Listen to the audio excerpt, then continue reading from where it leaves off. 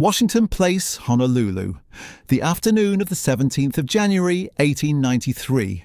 A woman is seated at a writing desk on the second floor, composing a sentence that will bind the United States of America for 132 years without its knowledge. She is 54 years old. She's been queen for 1 year, 11 months, and 19 days. In less than 72 hours, her kingdom will be gone. Her name is Liliʻuokalani. The document she is writing that afternoon will contain 7 sentences. Only one of them matters. It is a conditional clause, 14 words long, and it will be quoted verbatim inside a federal statute signed by a United States president in 1993. It will be cited in Hague Tribunal filings in 2001. It will still be deployed in ceded lands litigation in the year 2026. She does not know any of that. She is simply writing the last sentence of her reign.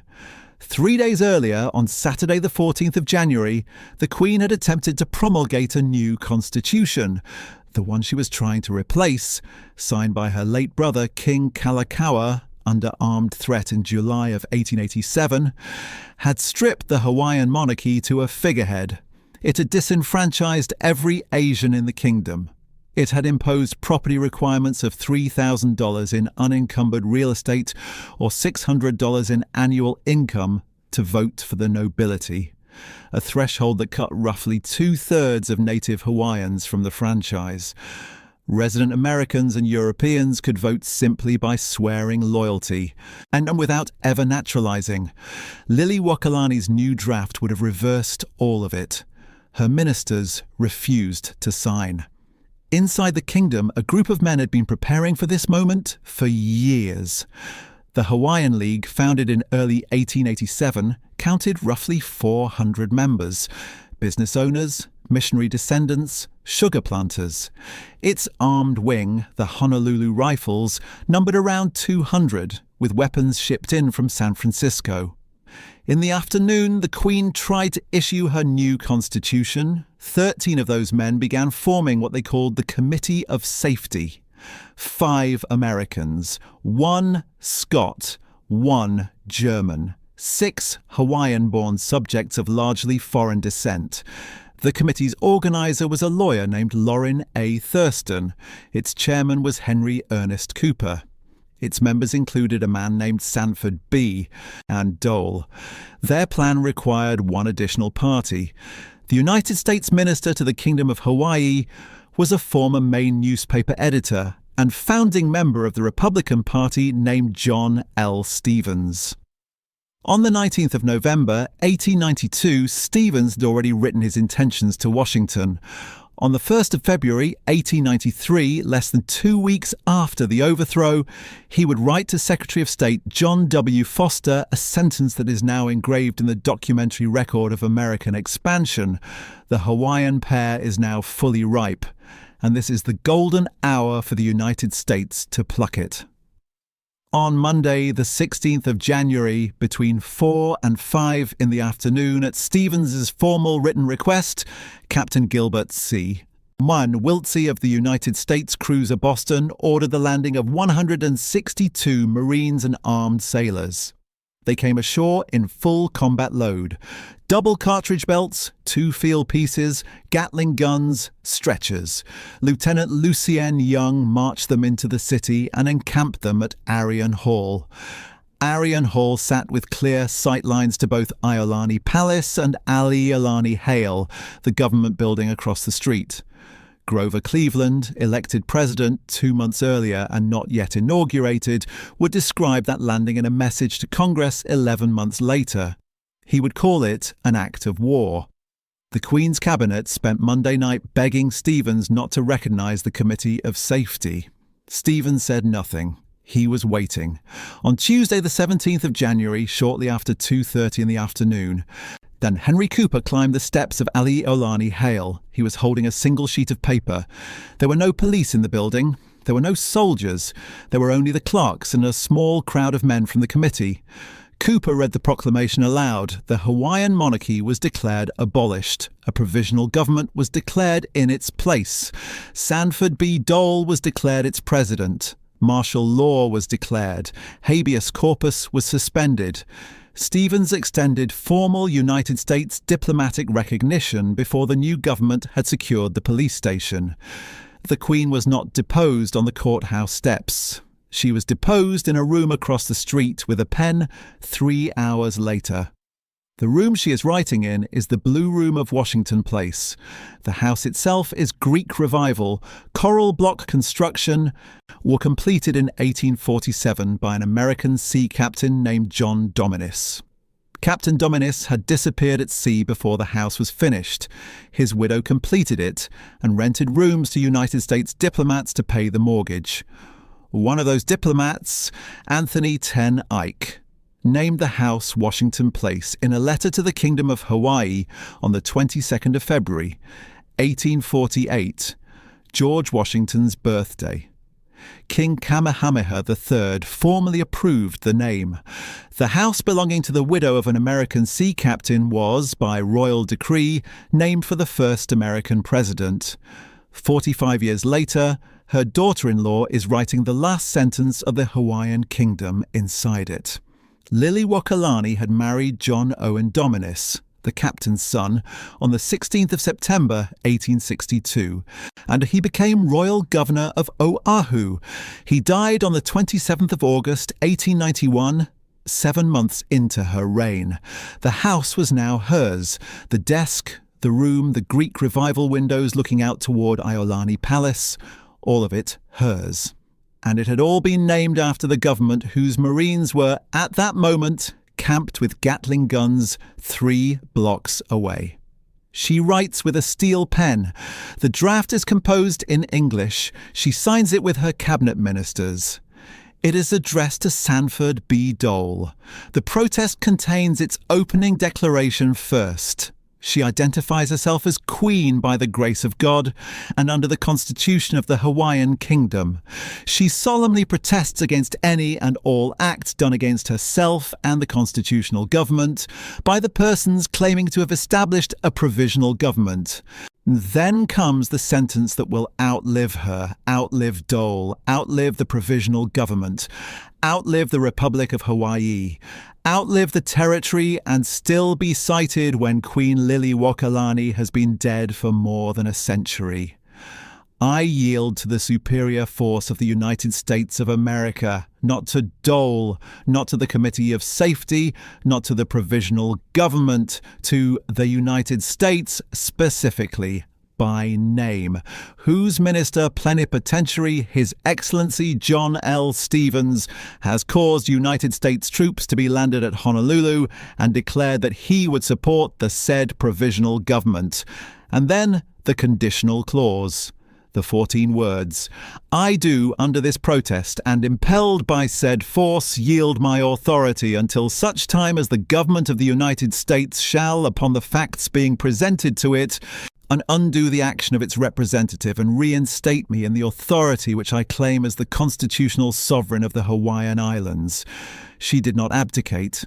She yielded, conditionally.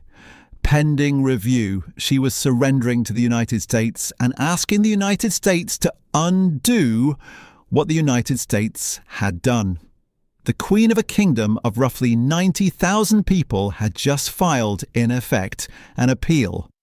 The conditional clause she wrote that afternoon would be quoted, word for word, inside a federal statute signed by a United States president 100 years later. She did not know that. She thought she would be reinstated within months. The document is delivered to Dole the same afternoon. He receives it. He does not respond to its substance. He proceeds with the business of the government. 3 months earlier, in October of 1892, her late brother's birthday had been quietly observed at the palace across the street. King David Kalakaua had died at 2:33 in the afternoon on the 20th of January 1891, inside room 234 of the Palace Hotel in San Francisco. Bright's disease, kidney failure. He was 54 years old. He had been the first monarch in history to circumnavigate the globe, the first to meet Pope Leo XIII and Emperor Meiji and Queen Victoria within the same calendar year, the first to electrify a royal palace, 5 years before the White House. He had also been the king who signed the Bayonet Constitution in July of 1887 under threat of assassination. The steamship carrying his body back to Honolulu arrived on the 29th of January, 1891. Liliʻuokalani was waiting at the dock. She'd been queen for 9 days. She had found out her brother was dead from the funeral bunting on the ship. 2 years later, she is writing the conditional clause in a house named after George Washington, yielding a throne to the United States, trusting that the United States will give it back. 2 years have passed. The provisional government dissolves itself and becomes the Republic of Hawaii on the 4th of July, 1894. Sanford B. Dole is now president of a republic recognized by the United States, Great Britain, France, Germany, Japan, and a dozen other nations. Grover Cleveland has taken office in Washington, reviewed the Blount Report, concluded the overthrow was an act of war, and demanded the Queen's reinstatement. Dole has refused. Sat in his letter of the 23rd of December, 1893, Dole writes to Cleveland's envoy that the provisional government respectfully and unhesitatingly declines to entertain the proposition of the President of the United States that it should surrender its authority to the ex-Queen. Cleveland does nothing further. His term ends. The matter drifts. In the first week of January 1895, a group of royalists decides to take back the kingdom by force. The leader is Robert William Wilcox, a half-Hawaiian revolutionary with a degree from an Italian military academy. His coordinator is Samuel Nowlin, the former captain of the Queen's Household Guard. Between the 6th and 9th of January, they are defeated across 3 engagements. Several royalists are killed. Wilcox is captured. On the 14th of January, Republic of Hawaii officers enter the garden of Washington Place with shovels. They dig. In the flower beds beneath the walkways, they recover a cache of rifles, pistols, and bomb-making materials. The Queen was arrested on the 16th of January, 1895, 2 years and 1 day after the protest. She is brought under guard across Beretania Street, across Richard Street, across the palace grounds, and up the front staircase of Iolani Palace, the palace her brother had built, the palace she had ruled from for less than 2 years. She is taken to the 2nd floor to a room in the southeast corner. The room overlooks the gardens on the Diamond Head side. The palace had been completed in 1882 at a cost of roughly $360,000. It was the first royal residence in the world designed in the American Florentine style. Its crystal chandeliers had been imported from Bohemia. Its marble mantelpieces are from Italy. Its electric lighting system had been installed in 1886, 5 years before the White House, 7 years before Windsor Castle. Indoor plumbing on every floor. A telephone in the King's office. The throne room downstairs had been used exactly once for a coronation, in February of 1883, 9 years after her brother took the oath of office. She will now be held in a 2nd-floor bedroom for 8 months. The room's windows are covered with frosted glass. Newspapers are forbidden. Books are forbidden unless pre-approved. One lady-in-waiting is permitted, Mrs. Eveline Townsend Wilson, whose husband, Marshal Charles B. Wilson, has been required to oversee the imprisonment of the woman he once protected. The Wilsons' teenage son, Johnny, a boy who will later become mayor of Honolulu, smuggles flowers to the Queen from her own gardens at Washington Place and at Uluhaimalama. He wraps the flowers in newspapers. The Queen unwraps the flowers slowly, smooths the newsprint, and reads what is happening outside. She later writes a song about those wrapped bouquets. It is called Ku'upua I Pawakalani. My Flower at Pauakalani. On the 24th of January 1895, 8 days into her imprisonment, she is presented with a document of abdication. If she signs, the death sentences of the men arrested with Wilcox will be commuted. If she refuses, they will hang. She signs. When she uses the name Liliʻuokalani Dominis, her married name, as a silent form of protest. The document is a civil act, not a royal one. The Kingdom of Hawaii, in her view, did not sign anything. She writes in her memoir 3 years later, "For myself, I would have chosen death rather than to have signed it. But it was represented to me that by signing this paper, all the persons who had been arrested would be immediately released." On the 27th of February 1895, a military tribunal of 8 judges convenes in the throne room of her own palace. She is charged with misdemeanor treason. The prosecutor is William Ansell Kinney. The verdict is guilty. The maximum sentence, $5,000 in fines and 5 years of hard labour, is imposed. The hard labour is immediately commuted. She remains in the corner bedroom. During those 8 months she composes. She writes songs. She writes English language prayers. She translates the Kumulipo, the 11,000-line Hawaiian creation chant, from Hawaiian into English. On the 22nd of March 1895, she composed a prayer of forgiveness for the men who overthrew her. She dedicates it to her niece, Princess Kaʻiulani. At the bottom of the manuscript she writes, "Composed during my imprisonment at Iolani Palace by the missionary party who overthrew my government." The song is called Ke Aloha o Ke Haku, the Queen's Prayer. It is still sung at Hawaiian funerals in the year 2026. And she begins a quilt. She requests fabric, velvet and silk. 9 panels. She embroiders each panel with the emblems of her kingdom, the Kalakaua coat of arms, crossed Hawaiian flags, the dates that mattered. In the centre panel she embroiders her own signature. Along one border she embroiders the words, "Imprisoned at Iolani Palace." "We began the quilt here." She signs it in thread. She doesn't abandon it when she is released. Her imprisonment ends on the 6th of September 1895. 8 months. She is placed under house arrest at Washington Place for 5 more months, then confined to Oahu for another year. On the 23rd of October 1896, she was fully pardoned. The quilt, finished later, is 97 inches long by 95 inches wide. It is displayed today inside the same bedroom where she sewed it in Iolani Palace, in a protective glass dome installed in July of 2023. Visitors pay $27 for the grounds tour. The room is preserved. The bed is a replica. The quilt is real.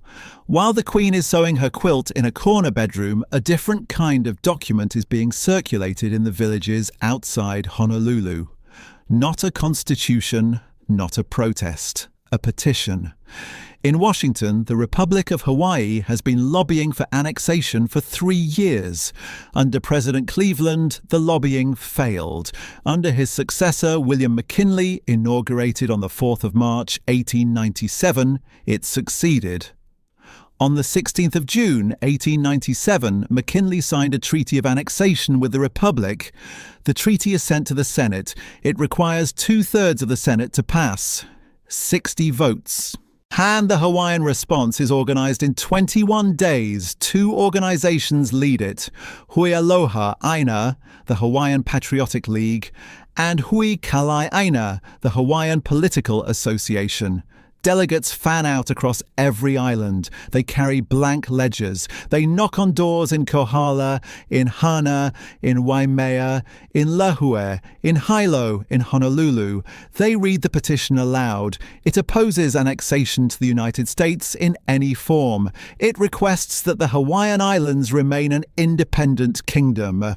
Between the 11th of September and the 2nd of October, 1897, 21,269 native Hawaiians signed their names. The total native Hawaiian population of the islands in 1897 is roughly 39,000. More than half of every living native Hawaiian adult, men, women, elderly, so literate, semi-literate, making their marks, signs the petition in those 21 days. A delegation sails for Washington. James Kaiulani Kaulia, David Kalākaua, William Auld, John Richardson. They arrived in December of 1897. They are received by Senator George Frisbee Hoare of Massachusetts, who takes the petitions, 556 pages of them, and enters them into the congressional record. The Annexation Treaty, which needed 60 votes, collected roughly 46. It died in the Senate on the 11th of February, 1898. The Queen and the petitioners have won. They have won for approximately 4 weeks. On the 15th of February, 1898, 4 days after the treaty failed, the battleship USS Maine exploded in Havana Harbor. 266 American sailors died. On the 25th of April, the United States declared war on Spain. On the 1st of May, Commodore George Dewey's squadron destroys the Spanish Pacific Fleet at Manila Bay. The United States now has a war in the Philippines, 7,000 miles from San Francisco, with coaling stations nowhere between. And Hawaii, which had been a moral question in February, becomes a military necessity in May. Senator Francis G. Newlands of Nevada introduced a resolution on the 4th of May, 1898, not a treaty, a joint resolution.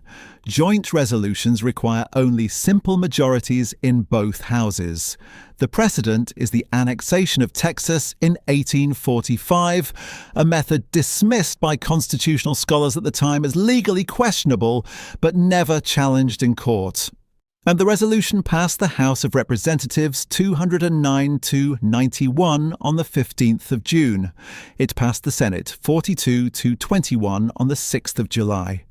President McKinley signed it on the 7th of July, 1898. The United States assumes $4 million of Hawaiian government debt. In exchange, the Republic of Hawaii transfers to the United States approximately 1,800,000 acres of land. Crown lands that had belonged to the monarchy. Government lands that had belonged to the kingdom. Public lands held in trust for the Hawaiian people. No vote of the Hawaiian people is taken. No compensation is paid to any native Hawaiian individual. The 21,269 signatures remain in a filing cabinet at the Capitol, and Senator Hoare keeps trying to get them read onto the floor. He fails. The petition did not fail, it was ignored. There is a difference. Before continuing, if you find yourself turning into a viewer who stays for stories like this, subscribing is how the channel continues to tell them. The next video is already in research. The transfer ceremony is scheduled for the 12th of August, 1898. The location is the front steps of Iolani Palace. The palace flag, the flag of the Kingdom of Hawaii, 8 stripes of white, red and blue with the Union Jack in the canton, is to be lowered. The flag of the United States is to be raised in its place. The Royal Hawaiian Band has been performing at state functions for decades. Its bandmaster is Henri Berger, a Prussian-born conductor who has served the kingdom since 1872. Berger has 15 native Hawaiian musicians in his band. Days before the ceremony, those 15 musicians come to him privately and ask to be excused. They cannot play for the lowering of their own flag. Berger grants the request. He hires replacement players. When the band is called to perform Hawaii Pono, the national anthem of the kingdom, on the palace steps on the 12th of August, the native Hawaiian musicians are not there. 3 blocks away at Washington Place, the Queen is in mourning dress. The shutters of her house are closed. A photograph was taken that day of her sitting with her court, women in black, men in black, nobody speaking, nobody looking at the camera. Her niece, Kaʻiulani, 22 years old, is also watching. So Kaiulani will later say to a reporter, in a sentence that captures the distinction no political analyst has ever improved upon, "It was bad enough to lose the throne, but infinitely worse to have the flag go down." A question for the comments. Queen Liliʻuokalani yielded her authority to the United States in 1893 with a conditional clause. She yielded only until the United States should undo what its representative had done. The United States formally apologized in 1993, but the apology explicitly states that it settles no claims. The conditional clause she wrote is still, in a legal sense, open. What do you think should happen now? 133 years after the protest, 33 years after the apology, and with 1.8 million acres still unreturned. Now, the answer is a hard one. I'm genuinely interested in what you think. Princess Kaʻiulani had been born on the 16th of October, 1875. Her mother was Princess Miriam Liliʻuokalani, the Queen's younger sister. Her father was Archibald Scott Cleghorn, a Scottish financier from Edinburgh. She was raised at a 10-acre estate in Wyke, Candes, called Ainahau. The name means cool land, gifted to her at birth by her godmother, Princess Ruth Kealiʻuokalani. The estate had the first banyan tree in Hawaii, planted by Cleghorn. It had pankake jasmine gardens. It had at various times as many as 50 peacocks, imported by her father from India. Her mother, Princess Liliʻuokalani, had died on the 2nd of February 1887 at Ainahau. Liliʻuokalani was 36 years old. She had refused food for weeks. And doctors examined her and could find nothing physically wrong. Household servants whispered about a kahuna, a Hawaiian priest, and a curse. On her deathbed, Liliʻuokalani called her 11-year-old daughter to her. She told the girl 3 things. The first was that she would go to live far away. The second was that she would never marry. The third was that she would never be queen. Kaiulani is standing at Washington Place on the 12th of August, 1898, watching the flag come down. She is 22 years old. She's unmarried. She's not the queen. She is watching her own future, as predicted by her dying mother 11 years earlier, become documentary fact in front of a brass band. She has 5 months, 2 weeks, and 3 days of her life remaining. Kaiulani had been sent to England in May of 1889, while at the age of 13, for an education considered proper for a future queen. Her guardian was a British businessman named Theophilus Harris Davies. Her school was Great Harrowden Hall in Northamptonshire. She studied French, German, Latin, mathematics, history, and music. She became fluent in 4 languages. She learned to ride, to play the piano and the guitar, and to paint in watercolour. She was photographed in London by the court photographer Wellery. The photographs show a tall, slender girl with long dark hair, light brown skin, and her mother's eyes. Before she left Hawaii, Robert Louis Stevenson had spent several weeks at Ainahau. He was dying of tuberculosis. He was sailing the Pacific looking for a climate that might keep him alive. He met the 13-year-old princess in the banyan garden, and he wrote her a poem in her autograph book on the 9th of April, 1889. The poem begins, "Forth from her land to mine she goes, the island maid, the island rose, light of heart and bright of face, the daughter of a double race." He told a friend afterward that if anyone wanted to stop being a Republican, they should meet Kaʻiulani. He meant it as a compliment. She was in England when the overthrow happened. She learned about it from a telegram her guardian received in January of 1893.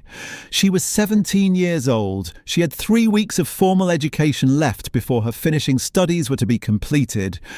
Davies cancelled the remainder. He told her they were sailing for America.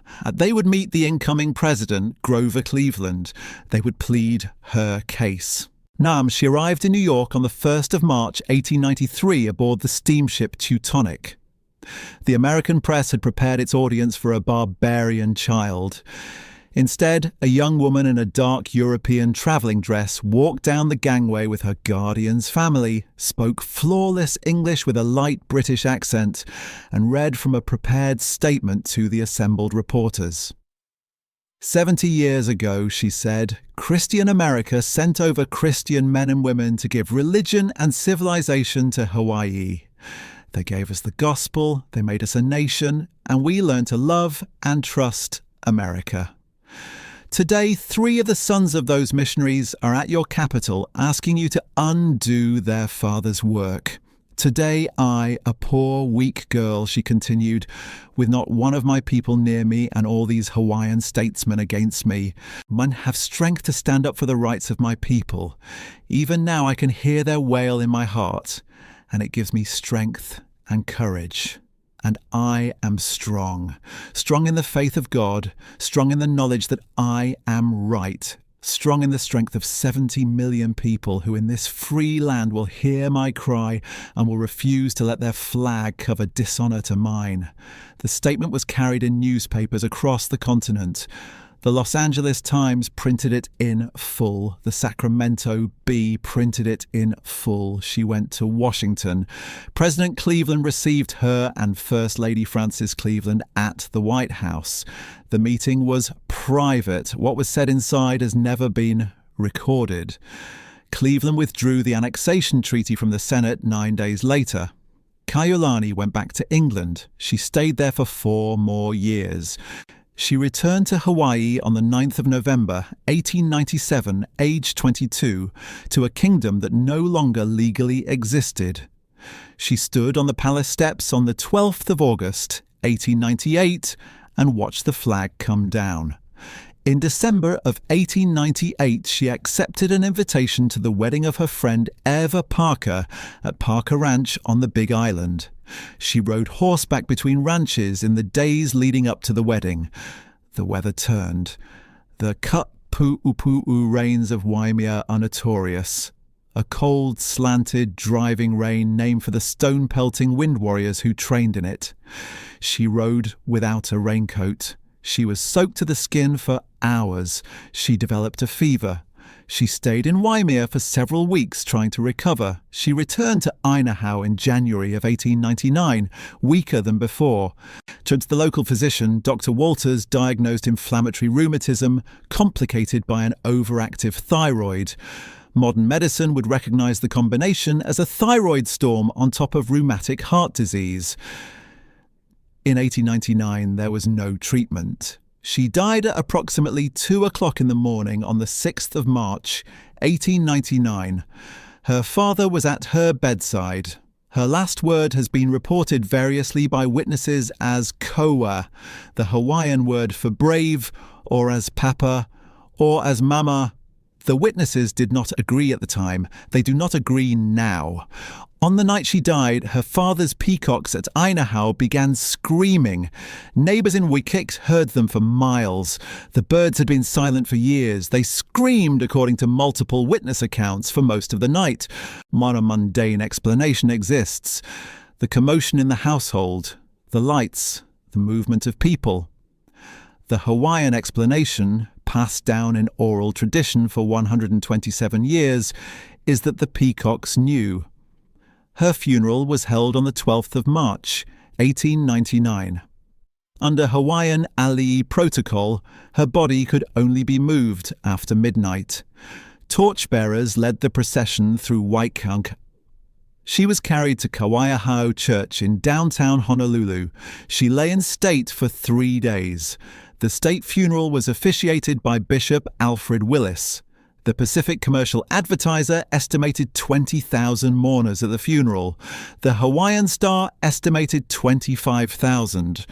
The total population of Honolulu in 1896 had been 29,000 people, and nearly every person living in the capital city of the former kingdom, Hawaiian, Chinese, Japanese, Portuguese, American, British, stood in the streets to watch her coffin pass. She had been engaged to marry her second cousin, Prince David Kawanakoa, since 1898. They had never set a wedding date. She was buried in the Kalakaua crypt at the Royal Mausoleum in New Wanu Valley. her name was added to the list of interments.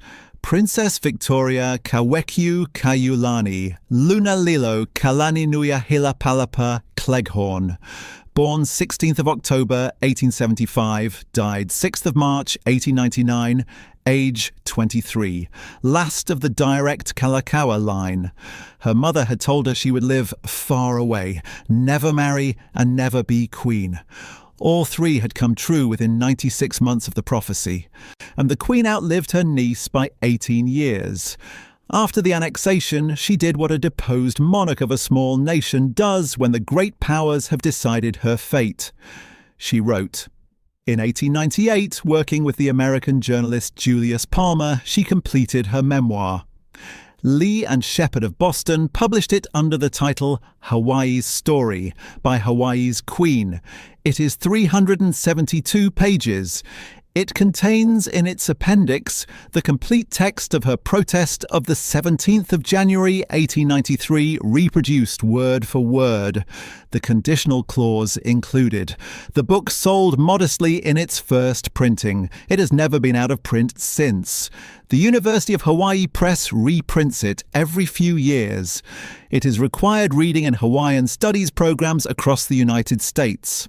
And she completed a translation of the Kumulipo, the 11,000-line creation chant she had begun translating in the corner bedroom.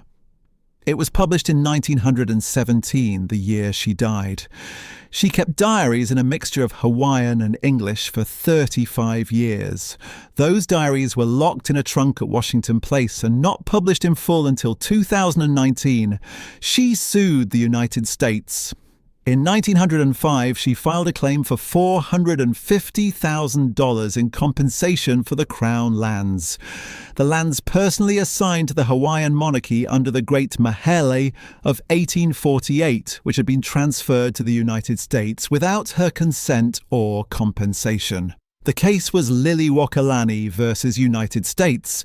It was argued in the Court of Claims. It lost in 1910 on precedent. A precedent set by a lawsuit her sister-in-law, Queen Emma, had filed in 1864, in which the Hawaiian Supreme Court had ruled that Crown lands were state property, not personal property. The reasoning that had bound Queen Emma in 1864 now bound Liliʻuokalani 46 years later. The territory of Hawaii granted her a pension. It began at $4,000 a year. It was raised in 1911 to $1,250 a month, approximately $15,000 a year, enough to maintain Washington Place, not enough to recover what she had lost. On the 2nd of December, 1909, she executed a deed of trust She transferred the majority of her remaining personal estate, approximately 6,000 acres of land, to a private trust for the benefit of orphaned and destitute Hawaiian children, with preference given to children of pure Hawaiian blood. She named it the Liliʻuokalani Trust. She signed it in the same house where she had signed the protest 16 years earlier. The trust received its assets. It began operating orphanages. She served as its first trustee until her death. She lived the last years of her life quietly. She received visitors at Washington Place. She gave interviews to journalists when asked. She composed more songs. She translated more chants. She was fitted with glasses in 1915. She developed heart trouble in 1916. She died at 8:30 in the morning on the 11th of November, February 1917, in the upstairs bedroom at Washington Place. The cause was a stroke. She was 79 years old. The United States was at war in Europe. The news of her death shared the Honolulu papers with reports from the Western Front. The bells of Kawaiahao Church rang 79 times. The bells of St. Andrew's Cathedral rang 79 times. Hawaiian protocol forbade moving the body of an ali before dark. At midnight on the 11th, under military guard, preceded by a flaming torch, the emblem of the Kalakaua dynasty, and by sacred kahili bearers, her body was moved to Iolani Palace. She lay in state in the throne room of her own palace for 7 days. She was then moved to Kawaiahau Church for another procession. Her state funeral was on the 18th of November, 1917. Some 204 men, members of a group called Hui Po'ola, pulled her catafalque up Nuuanu Avenue on 1,200 feet of rope. The procession numbered approximately 1,500 mourners. Henri Berger, the Prussian bandmaster who had excused her native Hawaiian musicians from playing at the flag ceremony 19 years earlier, led the Royal Hawaiian Band at the head of the procession. Composer Charles E. King conducted a youth choir singing Aloha O, a song the Queen herself had composed around 1878, decades before the overthrow, as a farewell song for a lover leaving Hawaii. It had become, without her consent, the song Hawaiians sang at every final parting. She was laid to rest in the Kalakaua crypt at the Royal Mausoleum. Now her niece Kaiulani's remains had been moved to the same crypt 7 years earlier. Her brother King Kalakaua was already there. Her husband, John Owen Dominis, was there. Her sister, Princess Like was there. Her other brother, Prince Liliʻuokalani, was there. The entire Kalakaua dynasty, 4 decades of rulers, now occupied a single underground chamber in the valley north of Honolulu. The crypt was sealed. The torch emblem was carved above the entrance. The bloodline did not end, but it ran from that day forward through cousins. A viewer earlier in the year watched the video on King Farouk's grandson returning to Egypt, the moment an Egyptian government clerk demanded Muhammad Ali prove his father was Egyptian, when his father was in fact the last king of Egypt. The same bureaucratic principle applies here. A dynasty can be overthrown in one afternoon, but the descendants, for the rest of their lives and their children's lives and their grandchildren's lives, will spend time in rooms with clerks explaining who their grandparents were. The Hawaiian royal house has had to do this inside the state that overthrew it. The Kawananakoa line has had to prove over and over what every Hawaiian genealogist already knew. The 2 men Queen Liliʻuokalani had named in her will as carrying the line forward were not her children. She had none. They were her nephews by adoption. Her sister-in-law, Queen Kaʻiulani, had been unable to have children. She and Hanai adopted her 3 orphaned sisters' sons, a traditional Hawaiian adoption legally and socially equivalent to birth.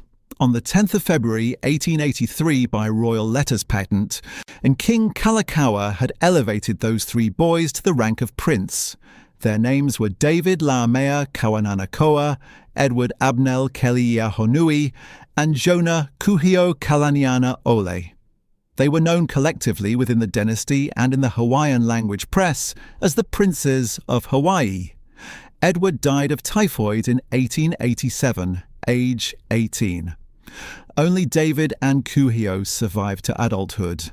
And of those 2, Kuhio, the younger brother, the one arrested after the 1895 counter-revolution, the one who married his fiancée in prison clothes and went to Europe for a honeymoon that included volunteering to fight for the British in the Boer War, would do something no member of the Kalakaua dynasty had ever done. He would go to Washington, he would be elected to Congress, and he would spend 20 years inside the building where the Newlands Resolution had been signed, working on behalf of the people that resolution had displaced.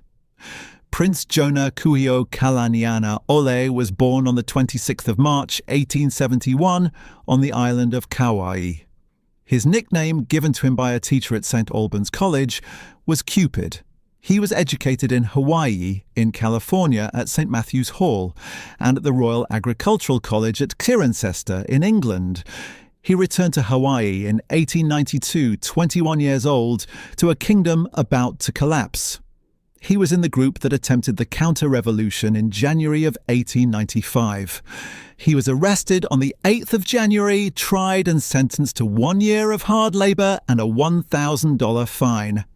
His fiancée, Elizabeth Kahanu Ka'awai, visited him daily at Oahu prison.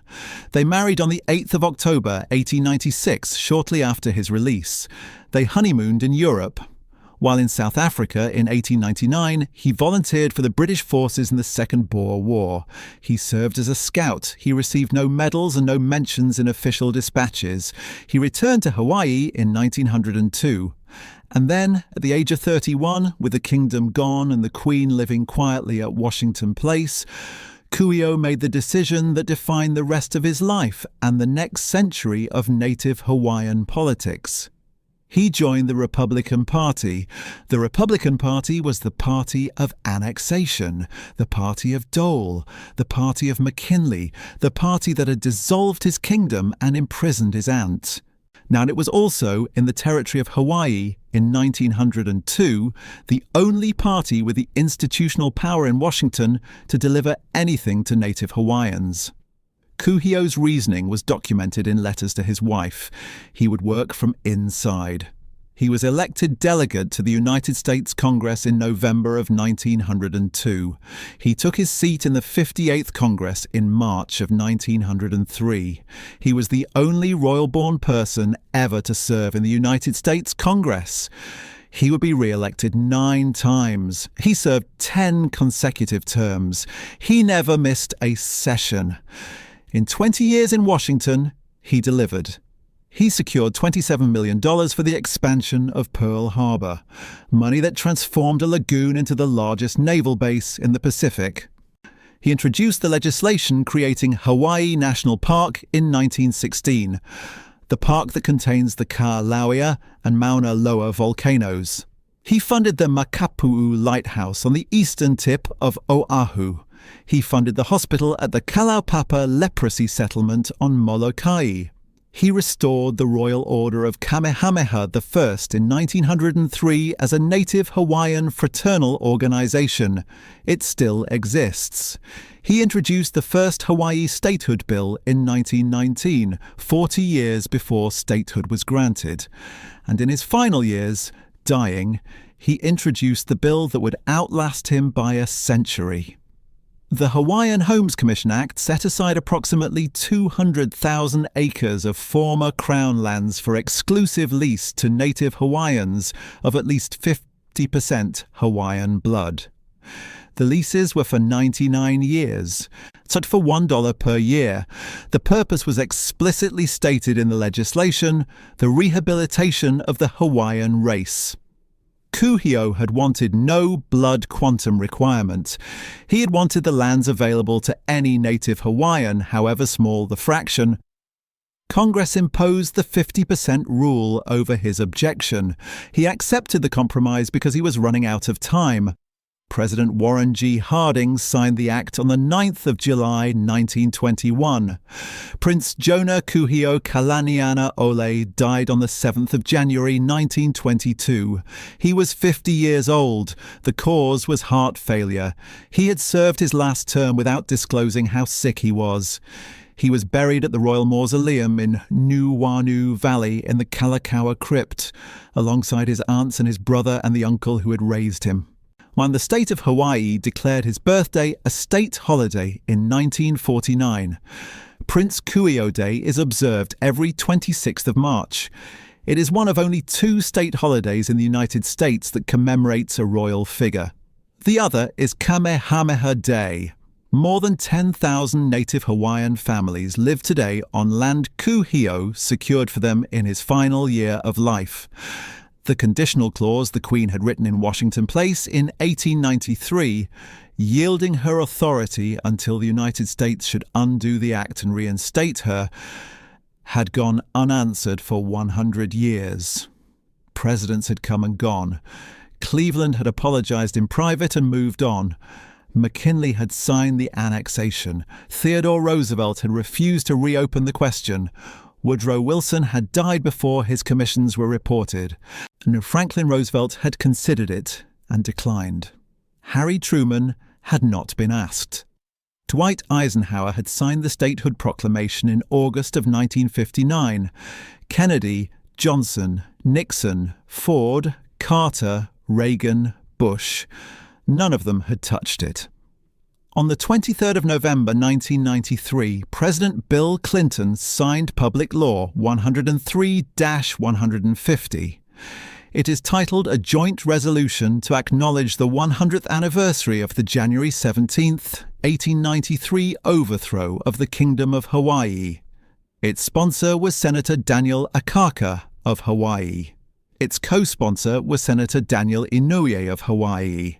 It contains 37 introductory clauses, each beginning with the word whereas. 2 of those clauses read in sequence to reproduce almost word for word the reasoning the Queen had written 100 years earlier.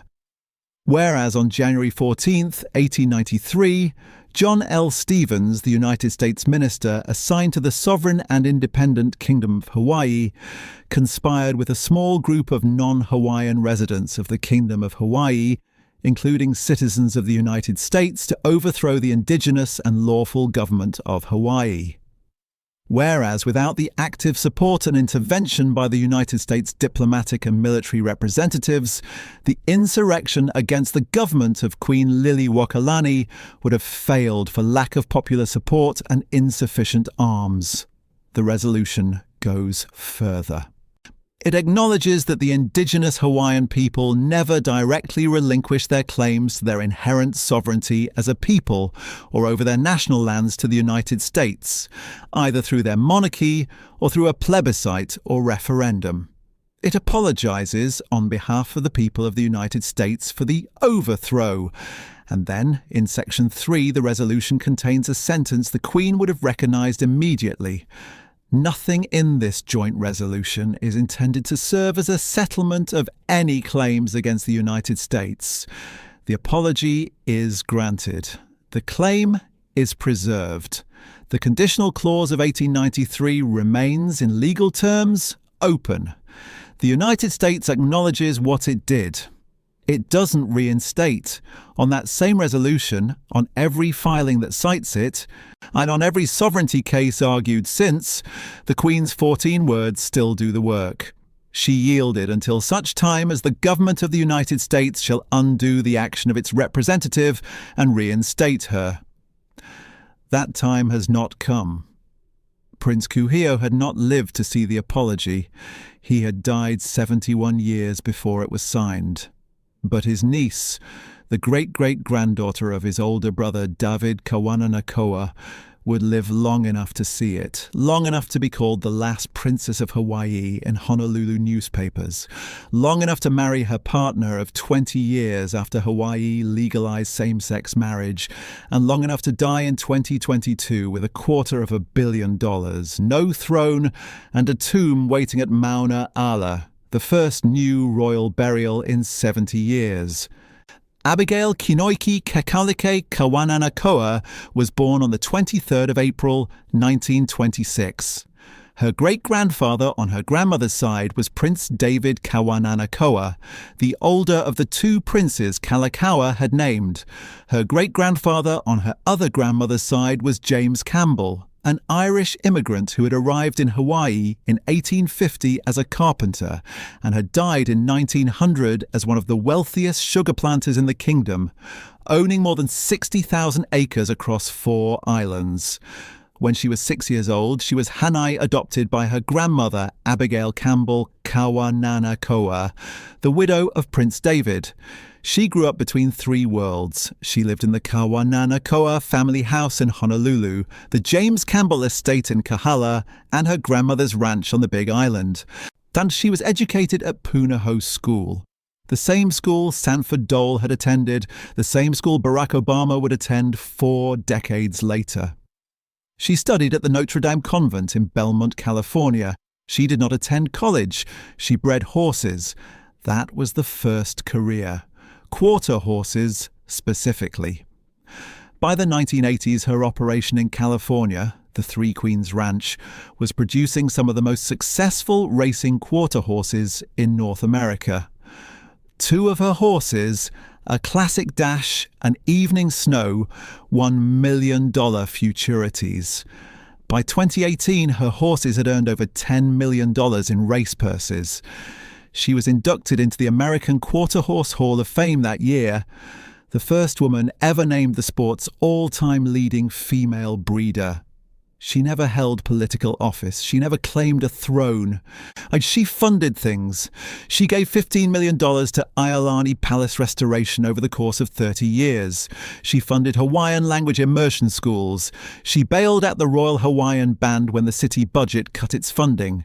She paid for the restoration of the Kalakaua crypt when the marble slab cracked. She was called Princess by Hawaiians because Hawaiians who keep their genealogies knew what she was. Kimo Alama Keaulana, a Hawaiian studies professor at Honolulu Community College, explained it this way in an interview in 2021. She was always called Princess among Hawaiians because Hawaiians have acknowledged that lineage. Hawaiians hold dear to genealogy. And so, genealogically speaking, she is of high royal blood. Asked by a Honolulu magazine interviewer in 2021 where she stood in the line of succession, she gave an answer that captured her entire relationship to the title. Her cousin Edward would technically have been ahead of her, she said.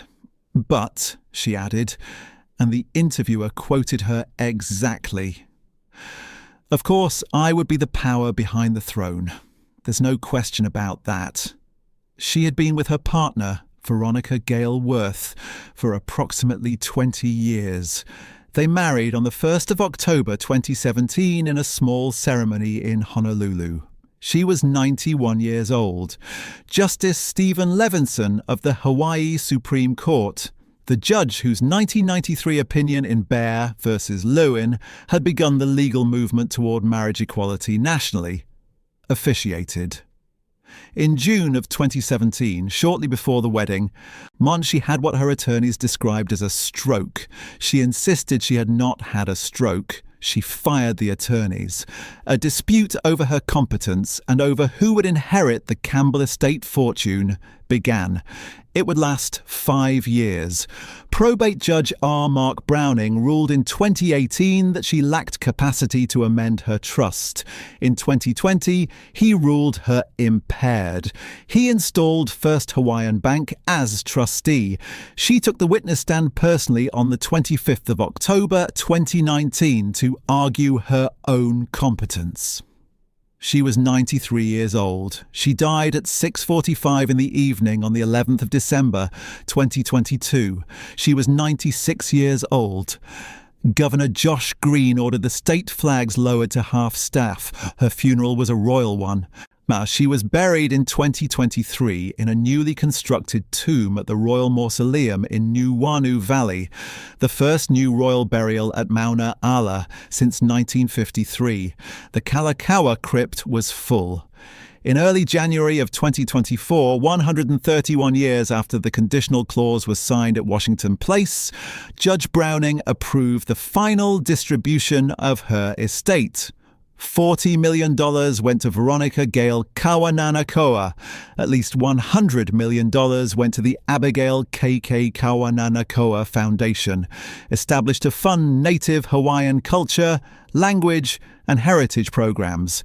Just over $200,000 in historically significant artifacts were transferred to Iolani Palace, including a pre-1778 hand-hewn hardwood bowl, valued at $18,500, which contained human teeth.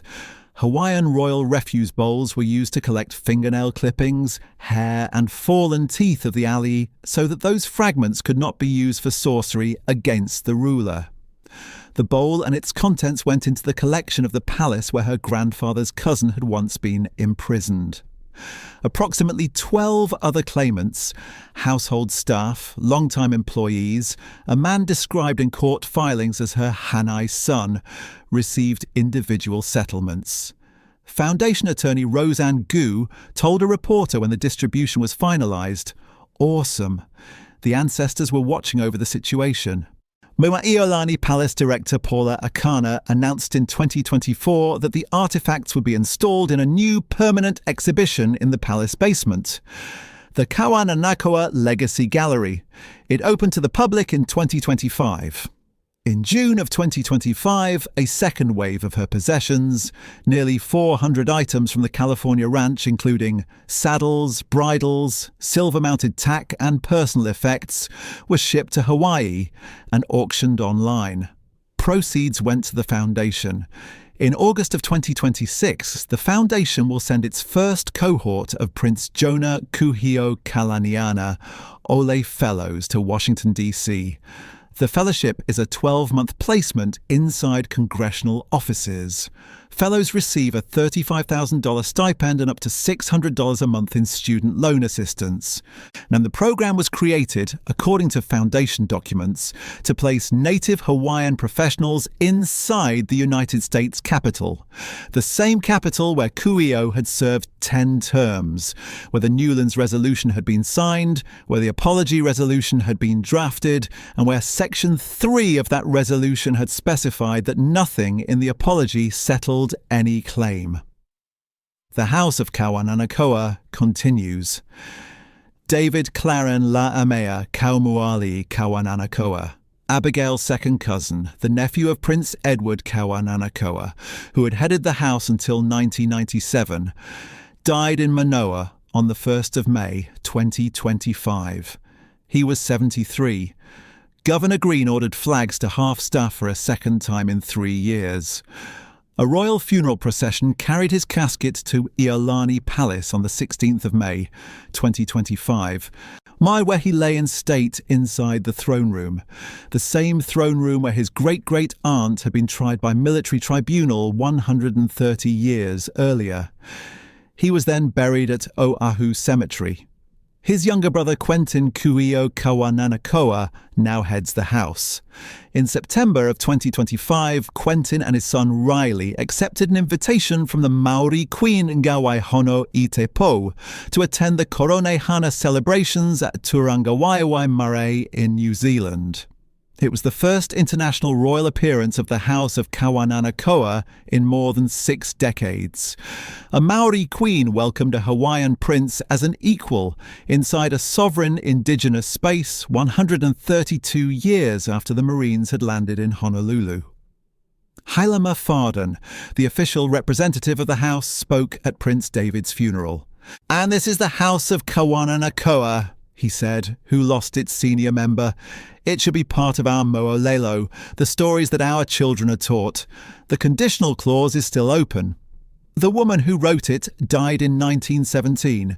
The man who signed the apology acknowledging she'd been right left office in 2001. The Queen yielded to the superior force of the United States of America until such time as the government of the United States should undo the action of its representative and reinstate her. No act of undoing has been passed. No reinstatement has been issued. The 1993 resolution contains the facts. It declines to resolve them. Approximately 1,800,000 acres of Crown, government, and public lands were transferred to the United States in the Annexation of 1898. The current state of Hawaii controls roughly 1,200,000 to 1,400,000 acres of that original transfer, about 29% of the state's total land area. Under the 1978 state constitution, 20% of the revenue from those ceded lands is owed to the Office of Hawaiian Affairs. The Office of Hawaiian Affairs calculates the true 20% figure at approximately $79 million per year. The state currently pays $21.5 million per year. The Office of Hawaiian Affairs calculates the underpayment since 1978 at approximately $638 million. The dispute is unresolved. The Liliʻuokalani Trust today holds assets valued between $800 million and $1 billion. It serves approximately 7,000 native Hawaiian children per year. Kamehameha Schools, funded by the will of the Queen's Hanai sister, Bernice Pawahi Bishop, held $15.2 billion in assets as of the 30th of June, 2024. It is the largest private landowner in Hawaii, 365,000 acres. The Abigail Kawanakoa Foundation began distributing grants in 2024. The first Kuhio Fellows arrive in Washington in August of 2026. On Mauna Kea, the dispute over the 30-meter telescope is unresolved. The United States National Science Foundation dropped support for the project in June of 2025. Spain offered €400 million in July of 2025 to host the telescope at La Palma. As of April 2026, the project has not been cancelled and has not been built. Pua Case's petition against it, originally filed during the 2019 protests, has collected nearly 500,000 signatures. The Mauna Kea Stewardship and Oversight Authority, established under state law in 2022, took full control of the mountain in July of 2028. Iolani Palace stands on its original foundations. The quilt is in the corner bedroom. The throne room is open to visitors for $27 a ticket. The Blue Room at Washington Place, where the conditional clause was written, is preserved as a museum. The desk is not the original. So the original was moved to storage in the 1970s. The Kalakaua crown was reassembled in 1925 using cat's eyes and rhinestones to replace the 521 diamonds that had been pried out of it in 1893. It sits in a glass case in the palace basement. The diamonds have never been recovered.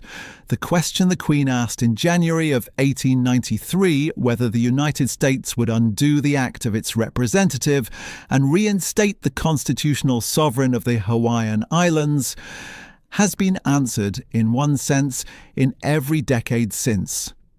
In every decade, the answer has been no, or silence, or an apology that explicitly settles nothing. And so, 133 years later, the conditional clause remains exactly where she placed it on the afternoon of the 17th of January, 1893. A 14-word sentence written at a Greek revival desk in a house named after George Washington, in a kingdom the United States had already decided to take. Whether that sentence is ever answered is not a question anyone in 2026 can close.